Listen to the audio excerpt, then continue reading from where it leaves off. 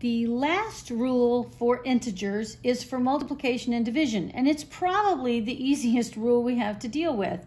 It just states that two negatives equal a positive. So if you are multiplying a -5 times a -2, because each of those numbers is negative, you see two negative signs, it becomes a +10. So when I am doing something like this, I deal with my negative signs first, and then I'll do my multiplication or division, just so I don't forget about the sign. So in this case, I would have said, oh, two negatives, that's going to be a positive. I might even, jot down my little positive sign just so I'll remember that I've handled it. And then 5 times 2 is 10. Then I have a -3 times a +4. Well, because there's only one negative sign and no other sign to turn it to positive, my answer is going to be negative. So then it's just 3 times 4 is 12, and that's all there is to it. Now I've drawn a fraction, and the numerator is a -10 over a +5. Well, that is still a division problem. That's something we'll learn when we get to fractions. All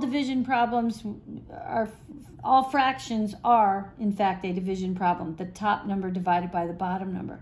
So I only see one negative sign, so the answer is going to be negative. And in this case, it is -10 divided by 5. How many times will 5 go into 10? It goes in there 2 times. Then I've got a longer horizontal problem of -2 times -3 times -1. Well, in this case, I've got 3 negative signs.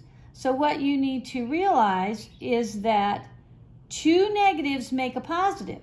But because I've got one more lone negative, it's going to turn the whole thing to negative.